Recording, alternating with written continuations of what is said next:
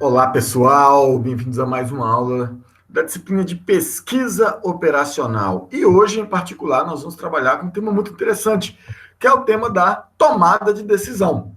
O que é a tomada de decisão e o que ela diferencia-se daqueles outros problemas que a gente tinha visto? Então, o que é um problema de tomada de decisão? Problemas de tomada de decisão, eles são muito úteis, eles são, a gente pode trabalhar com as teorias da tomada de decisão no nosso dia a dia, na nossa vida prática.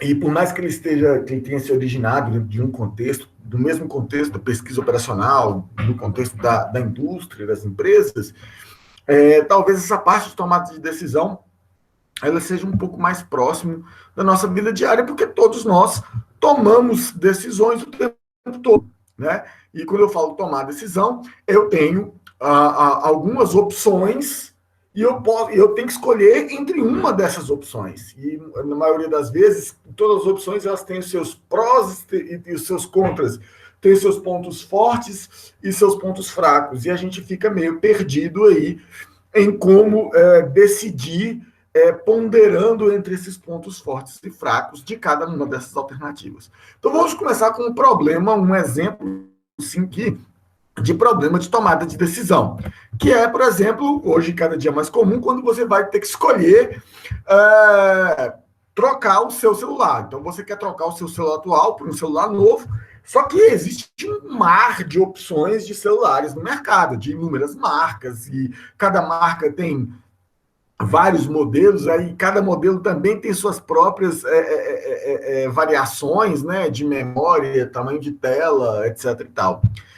Então, para poder organizar esse seu processo de escolha, esse seu processo de decisão, você você vai listar, né, primeiro, quais são os atributos que para você são mais importantes na escolha de um celular. Então, vamos supor que você pega aí o tamanho da memória interna em gigabytes, o tamanho da tela em polegadas, a resolução da câmera frontal e o preço, né?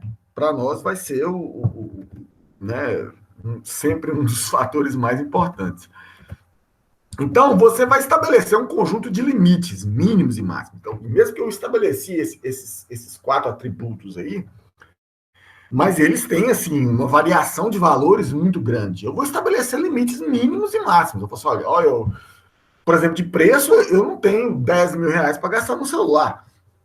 Eu quero gastar até um valor X, mas também não quero comprar um celular qualquer que seja barato demais para ter um produto que seja descartável. Então, eu vou estabelecer esses limites para fazer um corte, né? E selecionar quais são as alternativas que eu tenho. Então, depois que você estabelecer os limites mínimos, que você aceita para cada um desses atributos, né? E os valores máximos também, você vai elaborar a lista de modelos candidatos, né? Aí você vai ter uma lista de possíveis candidatos, de possíveis celulares que você quer comprar. E essas são o que a gente vai chamar de alternativa. Então, uma vez que eu tenho essa alternativa, eu tenho que escolher uma delas. Vamos supor que eu tenho uma alternativa com 5 celulares. E aí eu tenho que comparar os prós e os contras de cada celular, ver os pontos fortes e os pontos fracos, para, dentre essa lista, escolher aquele que se adapta, que é a melhor opção, a melhor escolha. Então, agora, esse problema de escolha, esse problema de decisão, é o que a gente chama de problema de tomada de decisão. Então, tá aqui a minha lista, por exemplo, eu tenho 3 modelos, né?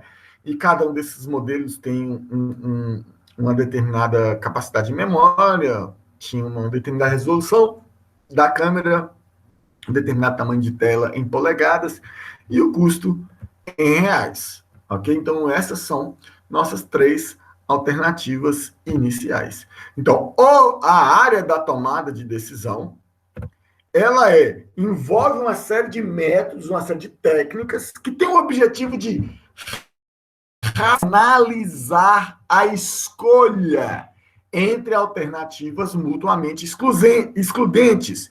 E aí eu faço isso para quê? Para maximizar a satisfação do decisor, ou seja, ou pelo menos minimizar o arrependimento, né?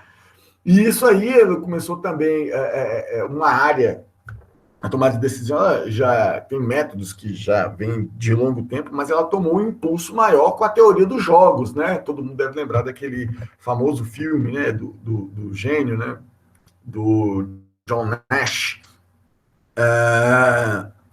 E ele foi um dos pesquisadores que impulsionou a teoria dos jogos e que tem vários métodos de tomada de decisão aplicados desta área. Bom, então vamos ver aqui o que são problemas de tomada de decisão mesmo. Então eu tenho um conjunto de alternativas possíveis.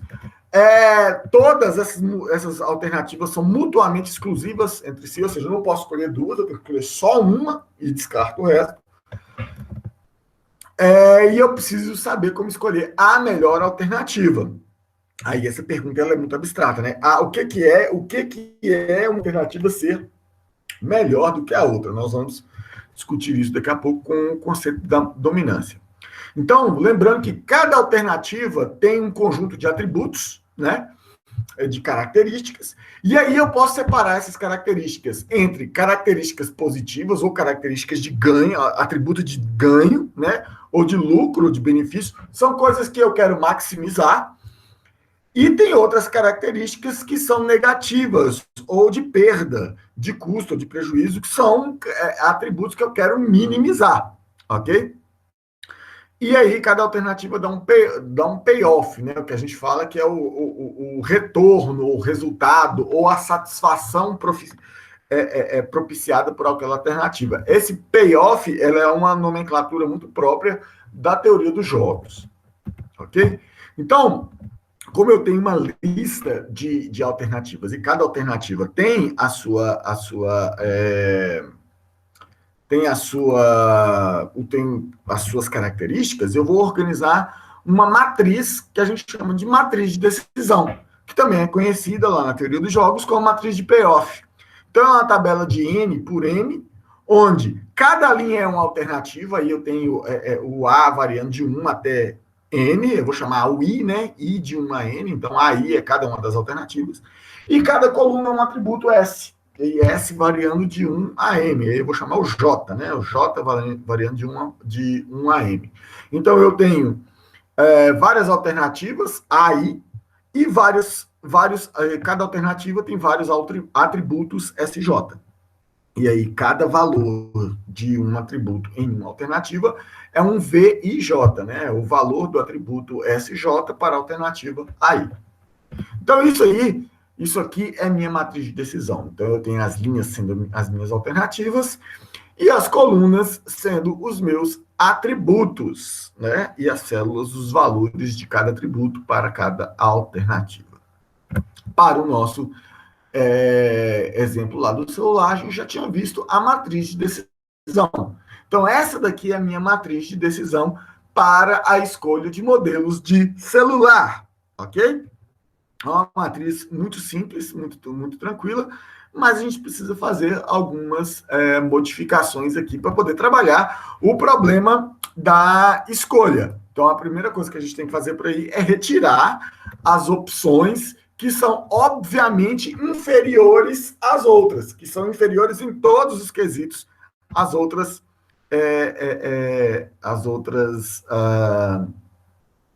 alternativas. Então, eu vou comparar os atributos de todas as alternativas, e aí eu vou verificar se existe alguma dessas alternativas que é pior, que é igual ou pior do que todas as demais. Ok? E aí, neste caso, eu vou remover, do que todas não, do que alguma das demais. Beleza? Se eu tenho uma alternativa que ela é pior pior ou pelo menos igual a alguma das outras alternativas, eu posso tirar essa alternativa e manter só as outras que já são melhores. Então, aí, num problema de decisão, eu estou diminuindo a quantidade de alternativas, tirando as alternativas que são muito ruins, entendeu? E deixando só as alternativas que elas são competitivas entre si. Então, esse conceito... antes de chegar lá, é importante dizer, aqui na nossa matriz de decisão, que eu tenho o conjunto dos atributos que são de ganho, ou seja, eu sempre quero celulares com mais memória, eu sempre quero celulares com uma resolução maior de câmera, que tenha uma tela maior, certo? Mas o custo é uma coisa que eu sempre quero reduzir. Então, eu tenho atributos de ganho, que são atributos positivos, que, para mim, quanto maior, melhor. E eu tenho atributos de perda, que são atributos negativos, que quanto menor, melhor. Ok? Então, agora nós vamos trabalhar o princípio da dominância. O que é o princípio da dominância?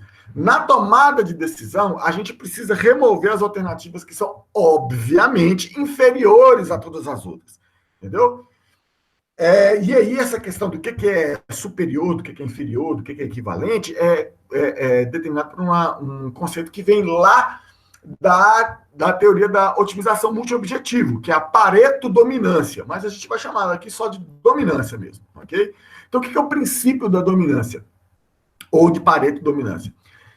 Dadas duas opções, duas alternativas, A1 e A2, eu digo que A1 domina A2 se e somente se A1, todos os valores de A1, todos os valores dos atributos de ganho de A1 são maiores do que os atributos de ganho dos valores de atributo de ganho da alternativa A2.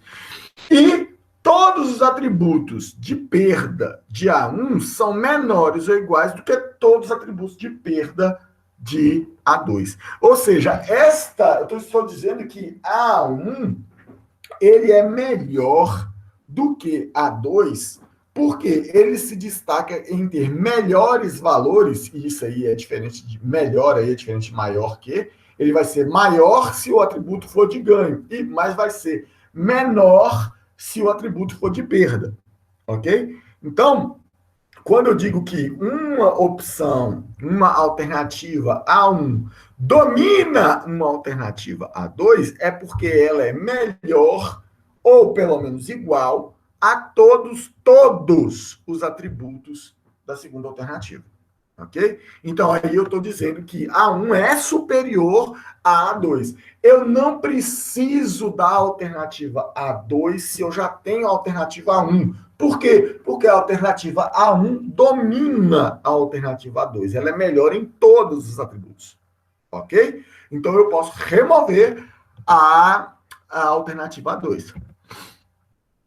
Não há dúvida, não há nenhum problema de tomada de decisão aqui se A1 domina A2. Né? Porque A1 já é melhor do que A2 em tudo. Então, eu removo esse atributo A2. Veja bem, eu tenho que comparar todas as alternativas contra todas as alternativas da minha matriz. Toda vez que eu encontrar uma alternativa que é dominada por outra alternativa, aí eu vou retirar essa alternativa que é dominada e manter só as alternativas que são dominantes. E aí eu vou chegar num ponto que eu vou encontrar alternativas que elas não são, uma não domina a outra. O que isso quer dizer? Se eu tenho duas alternativas, A1 e A2, A1 não domina A2 se, por exemplo, A1 tiver um valor, eu tenho 50 atributos, mas em um atributo, o meu valor em A1 é menor do que o atributo em A2, para um atributo de ganho. Ou seja, ele pode ser melhor em quase tudo, mas naquele atributo ele não é melhor. Então, não domina, não adianta. A mesma coisa eu posso dizer para o atributo de perda. Então, no caso do atributo de perda, o A1 ele tem um valor que é maior do que o atributo de 2. Então, é importante lembrar aqui o conceito matemático, que lá no conceito de dominância, quando A1 domina A2, todos os atributos têm que ser melhores ou iguais. Aqui, na não dominância, se você tiver um atributo que não é melhor, ele já não domina. Aí eu não posso dizer que A1 é melhor do que A2, ok? Que elas são alternativas que eu não consigo comparar, ok? Porque, mas o outro tem mais atributos que vencem do que esse. Tá, mas e se eu gostar mais exatamente daquele atributo que está perdendo? Entendeu? Então não dá para comparar.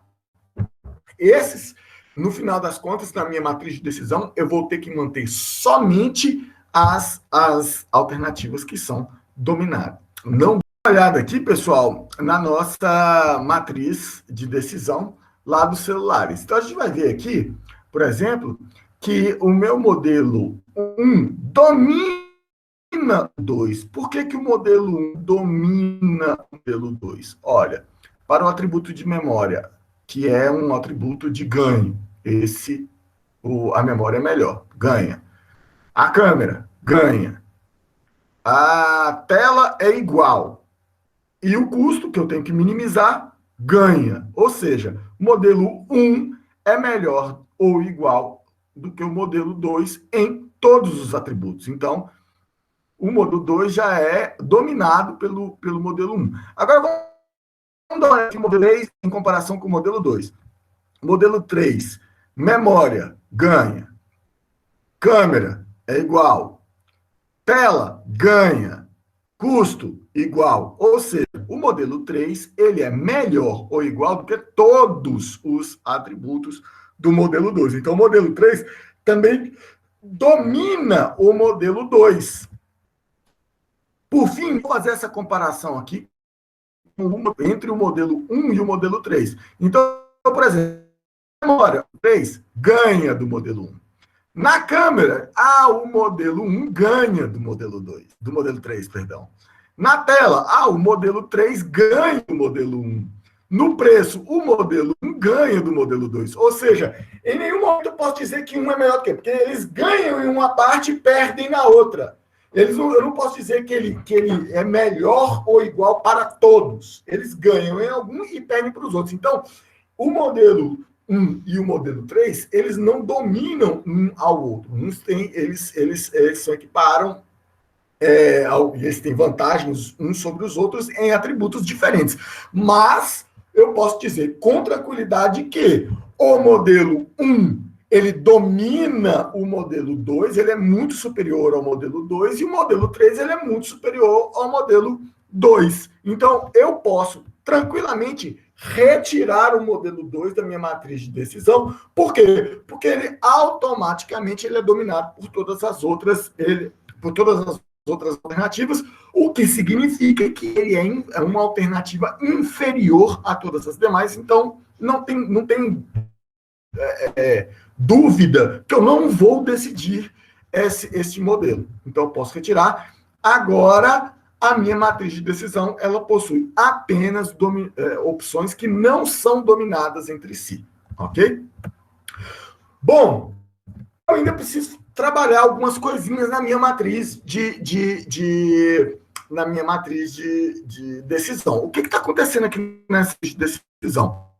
A coisa que nós vamos fazer é que ela tem alguns problemas que dificultam a análise. O primeiro problema de estalo é que cada atributo está numa escala de valor diferente, né? Então, como é que eu vou comparar a memória, que ela varia de 16, 32, com o custo, que está 2.000. Então, um está na escala de dezenas, outro está na escala de milhares, o outro aqui está na escala menor. Então, eu preciso fazer com que todos os atributos fiquem na mesma escala de valores, para que eu possa comparar um valor com o outro, né? Então, para isso, gente, eu vou achar, dentre os valores de cada atributo desse, eu vou pegar qual que é o universo de valores que esses atributos estão inseridos. Veja bem, não é pegar o maior e o menor valor daqueles que estão na tabela, é no universo de valores. Então, por exemplo, eu sei que a quantidade máxima e mínima de memória para um celular, ela está muito abaixo daquele que está naquela tabela, né? Um valor muito abaixo do que 16, e também ela chega a valores maiores do que esse 32. Então, eu tenho que pegar qual que é a escala real, a escala universal desse tipo de valor. Então, eu vou fazer isso para todos os atributos. Então, nesse nosso experimento aqui, eu peguei que, por exemplo, hoje em dia, um celular no mercado, a memória mínima dele é de 4 GB e a memória máxima é 64. Apesar que eu sei que já tem bem mais que isso. Mas, enfim, deixa 64. A câmera, ela vai pegar de 2 megapixels frontal, né? De 2 megapixels até 16 megapixels. A tela de 4.4 polegadas até 8.1 polegadas. Vai mais que isso também. Mas eu deixei aqui os valores mais comuns. E o custo vai, hoje você encontra celular de R$ 600 até R$ 5.000. Aí você fala assim, mas tem celulares mais baratos que isso? Tem. Tem celulares muito mais caros que isso? É óbvio que tem. A gente está pegando os valores mais... pegando um conceito amplo, excluindo aquilo que a gente chama de outlier. O que é o outlier? São os valores muito extremos. Ou é o mínimo dos mínimos, é uma exceção com um celular muito vagabundo, muito salafrário, lá e custa R$ 300. Eu não vou colocar esse celular na minha faixa de valores. E nem aquele celular que é dado lá para o presidente dos Estados Unidos ou para a rainha da Inglaterra, que ele é todo em ouro e cravejado em brilhantes. Então, eu estou excluindo esses extremos. Eu estou pegando os valores mais comuns. Ok? E eu tenho que trabalhar com esses valores para poder fazer a transformação. Então, o que é a transformação? Eu vou pegar o valor atual, subtrair do valor mínimo, dividir pela diferença entre o valor máximo e o valor mínimo e multiplicar por 100. Aí a minha nova escala de valores vai ser entre 0 e 100. Então, 100, o valor máximo, né? Assim, equivalente, valor máximo. 0, o valor mínimo, e o interior, os valores que flutuam nessa faixa.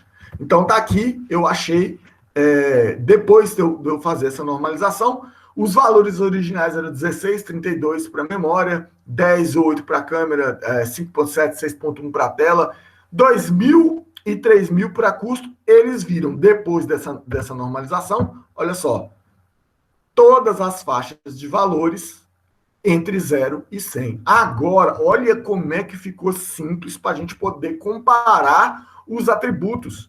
Os atributos estão todos na mesma faixa de valor, entendeu? Eu sei o que é melhor ou pior em cada atributo desse pelo valor dele dentro da escala 0 a 100.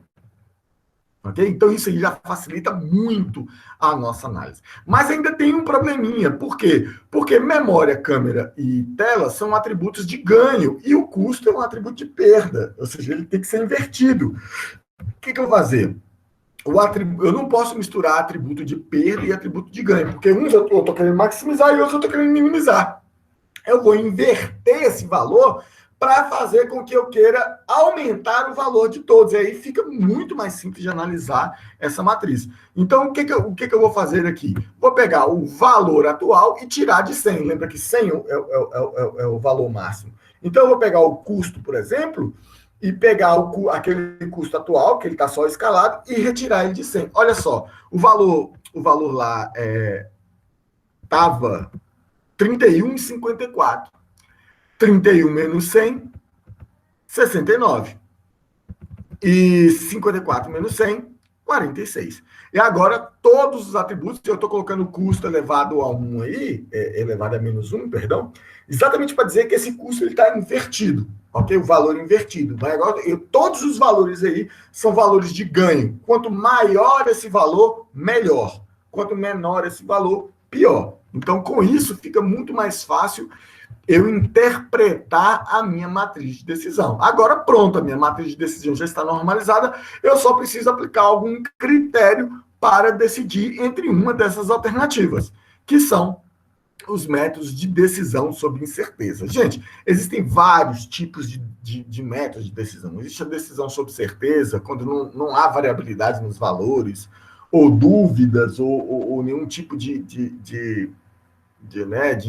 incerteza humana, risco quando os valores eles podem ser alterados, eles podem sofrer alguma variação aleatória no futuro. Enfim, existem vários tipos de métodos de decisão. O nosso caso aqui é decisão sobre incerteza. Por que a gente fala de decisão sobre incerteza? Porque seres humanos, eles são, nós somos seres inseguros, né?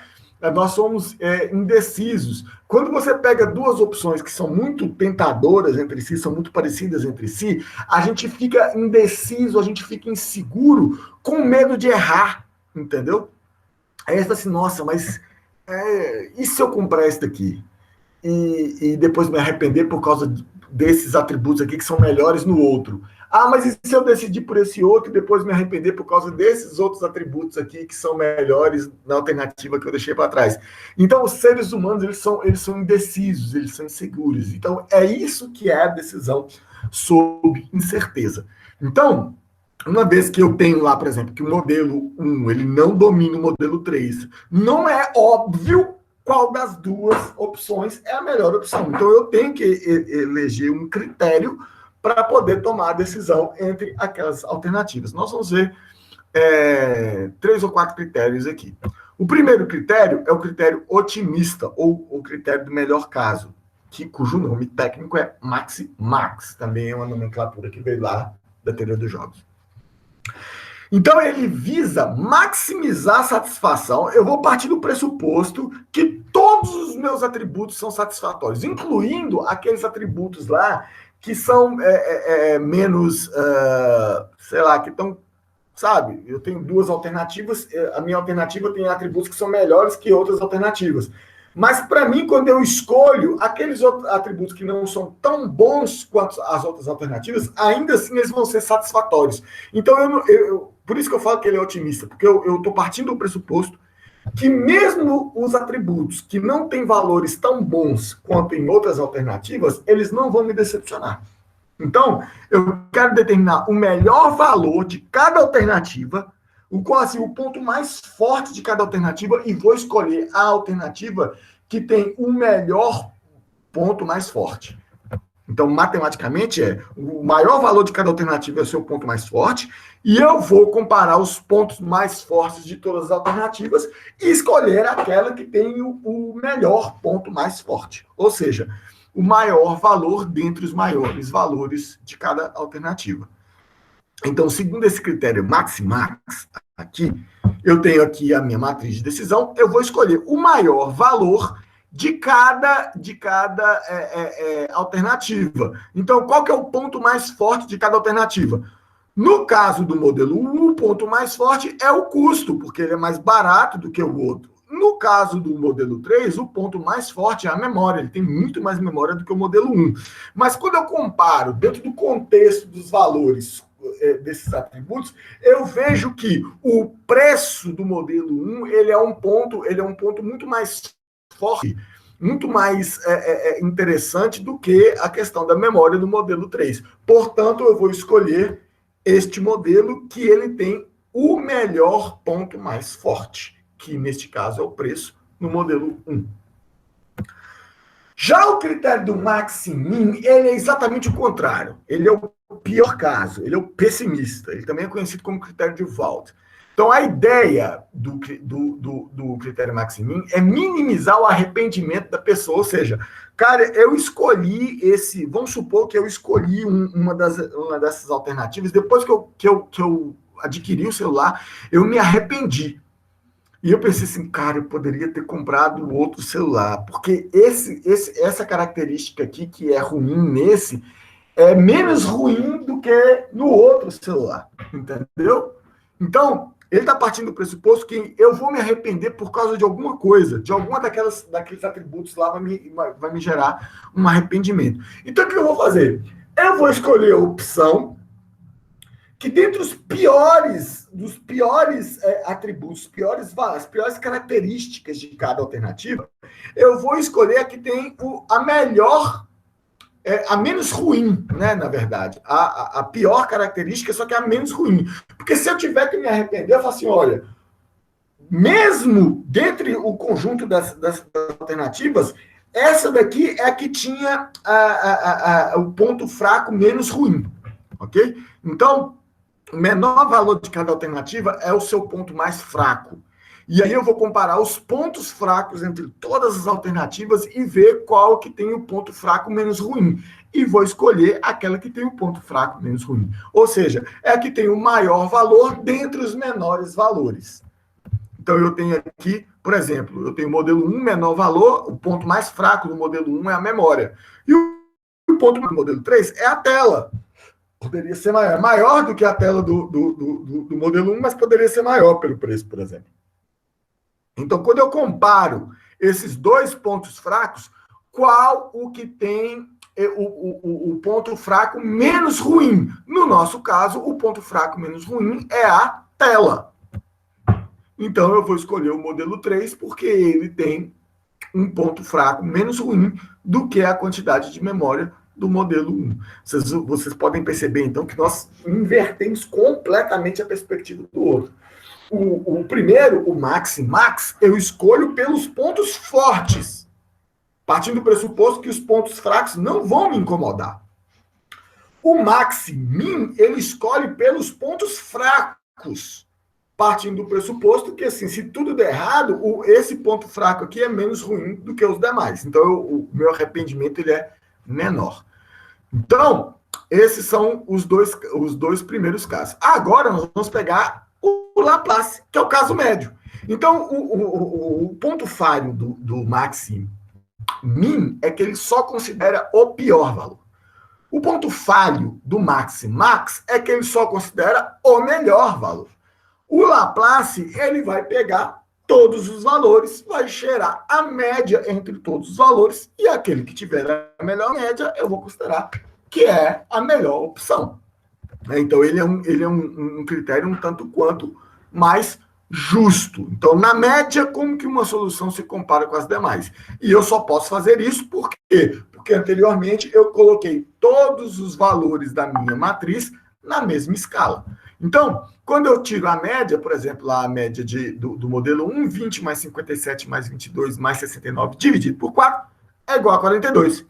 E a média do modelo 3 mais 42 mais 29 mais 46 dividido por 4, 40,75. Ou seja, o meu modelo 1 ele é, na média, melhor do que o modelo 3. E eu vou escolher este modelo porque ele é o caso médio. Ele é, na média, o que tem os melhores valores dos atributos. Bom, qual desses métodos é o melhor? Eu vou te dizer que nenhum deles é melhor do que os outros. Nenhum deles é melhor do que os outros. Você tem que analisar os três casos. No caso otimista, olhando só pelos pontos mais fortes, qual que é o modelo que ganha?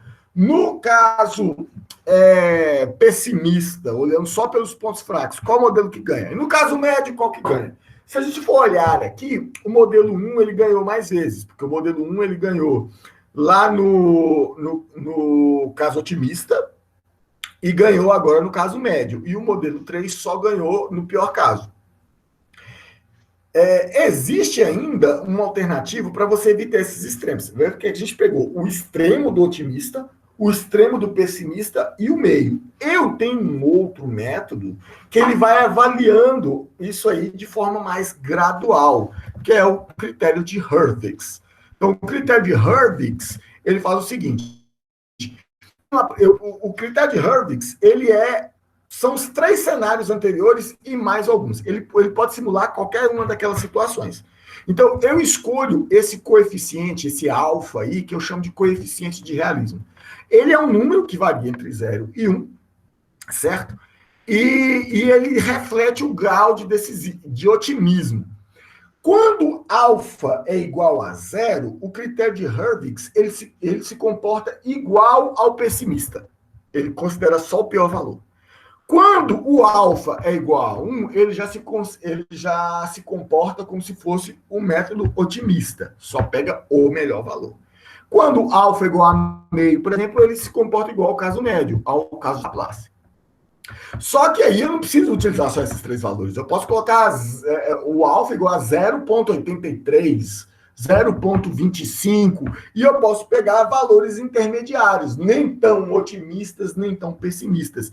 E aí testar as minhas alternativas para mais cenários e ver em quais vezes elas ganham mais. Olha só, como é que eu faço o critério de Hurwitz? O critério de Hurwitz, ele é uma média ponderada entre o pior e o melhor valor. Entre o melhor, eu multiplico por alfa e somo com 1 menos alfa vezes o pior valor. Então, ele, na verdade, ele se parece com a média, mas ele não é exatamente a média. E o alfa vai dizer qual dos dois eu vou dar mais importância. Se o alfa tender para 1, eu dou mais importância para o melhor valor. Se o alfa tender para 0, eu dou mais importância para o pior valor. E o alfa igual a meio, enfim, é a média entre os dois. Beleza? Então, olha só. Vamos supor que eu escolhi um alfa igual a 0,75, ou seja, é alguma coisa entre o valor médio e o otimista. E não é nem o otimista e nem o valor médio. Então, para o modelo 1, o meu pior valor é o 20 e o meu melhor valor é 69. Então, 0,75 vezes 69 mais 0,25 vezes 20 é igual a 56,75. E vamos lá, é o modelo 3. O pior valor é o 29 e o melhor valor é 46. Então, eu pego 0,75 vezes 46 mais 0,25 vezes 29 é igual a 41,75. E o que teve a melhor média foi o modelo 1. Você vê que ela ainda é coerente com aquele modelo do otimista, né? Ele está entre o médio, entre o caso médio e o otimista, e ele ainda assim, o modelo 1 ganha. Vamos pegar lá, vamos inverter e colocar em 0,25, que não é nem o médio e nem o pessimista. Então, aí eu vou fazer a mesma coisa, 0,25 vezes 69, mais 0,75 vezes 20, vocês viram que inverteram os papéis, né? Que aí a média do primeiro vai dar 32,25, e no modelo 3, 0,25 vezes 46, mais 0,75 vezes 29, que dá 33,25. E aí a gente vai ver que o modelo 3 ganha neste cenário que está entre o médio e o pessimista. E só que, o que é legal nisso aí? Eu posso gerar inúmeros cenários diferentes que vão imitar todos aqueles métodos anteriores, o otimista, o pessimista, o caso médio, e em graus, e assim, ao invés de você ir para o extremo logo uma vez, ele vai suavemente mudando. E aí você consegue fazer múltiplas comparações de cada um desses modelos e ver como que cada uma dessas alternativas se comporta em cada um desses cenários. Então, você vai me perguntar qual desses métodos eu tenho que usar. Eu digo que você tem que usar todos. Ou então, o Hurwitz, variando o alfa de 0 até 1. E testar todas as alternativas em todos para todos os valores de alfa. Aí, o que nós vamos ver? Nós vamos ver quais das alternativas que se comportam melhor em cada caso. E qual delas que vence na maior parte das vezes. Então, para isso, a gente pode escolher a que vence mais vezes. Mas o ideal mesmo é a gente fazer um ranking. O que seria o ranking? É colocar na ordem, né? Toda vez que a gente executa cada um daqueles métodos, você vai ter o primeiro colocado, segundo colocado, terceiro colocado, depende da quantidade de alternativas que você tem. E aí, no final, você vai ver quais que ficaram em primeiro mais vezes, quais que ficaram em segundo mais vezes, quais que ficaram em terceiro mais vezes, e aí vai ser o ranking geral, dizendo o quão boa é cada uma daquelas alternativas. Então, não estou falando que, essa alternativa aqui é a alternativa vencedora. Não, vou colocar um ranking. Essa daqui é a melhor qualificada. Né? E você pode utilizar sua subjetividade depois para escolher, não necessariamente a melhor colocada, mas alguma das melhores colocadas e por aí vai. Ok? Então, vamos supor, eu tenho o modelo 1 e o modelo 3, que são minhas duas alternativas, e eu vou testar ela para o critério de Hurwitz por um alfa variando de 0 até 1. Então, eu vou testar ela para 0, 0,25, 0,5, 0,75 e 1. Então, o valor mínimo e máximo do modelo 1 é 20,69, né? E os valores mínimo e máximo do modelo 3 é 29 e 46. Então, executando para cada uma delas, a média final do modelo 1 vai ser para alfa 0 é igual a 20 e a média final do modelo 3 é igual a 29. O modelo 3 venceu para alfa 0. Para alfa igual a 0,25, a média final do modelo 1 é 32, a média final do modelo 3 é 33. O modelo 3 venceu. Para alfa igual a 0,5, a média final do modelo 1 é 44 e a média final do modelo 3, 37. O modelo 1 venceu. Para alfa igual a 75, a média final é 6,75 e do modelo 1, 3, quer dizer, é igual a 41,75. O modelo 1 venceu. E para alfa igual a 1, a média final é 69 para o modelo 1 e 46 para o modelo 3. O modelo 1 venceu. Então, olhando isso aqui e pensando nos rankings, eu vou ver que o modelo 1 ele ficou em segundo para para as 5 simulações que nós fizemos, ele ficou em segundo 2 vezes e ficou em primeiro em 3 vezes, e o modelo 3 exatamente o oposto. Ou seja, no meu ranking final, o modelo 1 ele será o melhor ranqueado do que o modelo 2, indicando que ele é uma opção mais desejável que o modelo 2. Desculpa, aqui não é modelo 2 não, gente, modelo 3. Bom, para a gente terminar, até o presente momento, nós consideramos que todos os atributos eles têm a mesma importância entre si, o que nem sempre é verdade, ok? Nem sempre isso é verdade. Prestem atenção. Às vezes, daquele conjunto de atributos lá, eu posso ter uma preferência sobre um daqueles em relação aos outros. Por exemplo, eu posso achar que memória é mais importante do que tamanho de tela. Posso achar que preço é muito mais importante, por exemplo, do que, sei lá, tipo da bateria, alguma coisa assim. Então, eu posso colocar um peso diferente em critérios diferentes para dar mais importância para aquele critério quando eu estiver fazendo as comparações, ok? Então, eu vou decidir, vou dizer, literalmente, ditar, escolher um peso WJ, que é um valor entre 0 e 1, para cada um dos atributos. Mas eu tenho que tomar cuidado, que a soma de todos os pesos ela tem que ser igual a 1. Então, você vai escolher os valores de forma que, somando todos os atributos, ele tem que ser igual a 1. E você vai dar valores maiores, entre 0 e 1, para alguns atributos e valores menores para outros atributos. Lembrando que se você colocar o peso igual a 0, significa que você está excluindo aquele atributo excluindo aquele atributo da análise. Ok? Você está eliminando aquele atributo. Todo atributo cujo peso for igual a 0, significa que ele não tem importância nenhuma. Ok? Se você colocar algum peso igual a 1, então a decisão toda vai ser feita com aquele atributo. Ok? Então, o ideal é que seja um valor entre 0 e 1 e que a soma de todos os pesos seja igual a 1. Quanto maior o valor do peso, maior a importância do atributo. Então, e ainda isso é bem legal, porque, na verdade, a gente está considerando, desde o início, que tem uma pessoa tomando decisão sobre um conjunto de alternativas. E se tiver várias pessoas tomando decisão sobre um conjunto de alternativas? Aí cada um deles tem uma opinião diferente. Uns acham que um atributo é mais importante, outros já acham que o outro atributo tem uma importância maior. Então, o que você tem que fazer? Você tem que pedir para todos esses decidores colocarem as preferências deles no papel, falar assim, você vai dar um peso para cada um desses atributos aqui. Certo? Um valor, sei lá, entre 0 e 5, depois soma tudo e divide pela soma dos valores, né? E aí vai dar um valor entre 0 e 1. E aí você vai achar a média, o valor médio dos pesos de cada um dos atributos. Entendeu? Então, tem como a gente fazer isso? Tem. A gente pode fazer tranquilamente. Com vários decisores, a gente vai pedir cada um deles para colocar as preferências deles para cada atributo e depois achar o valor médio dos pesos entre os decisores. Pronto, nós voltamos àquele problema original lá. O que eu vou fazer agora? Eu posso utilizar o método de Laplace, que é o do valor do médio, eu posso utilizar o método de Hurwitz, né? O que eu vou fazer? Está aqui a minha matriz de decisão. Em cima, eu coloquei os pesos de cada um daqueles atributos. Então, todos eles têm um peso igual, significa que, para mim, todos eles têm a mesma importância.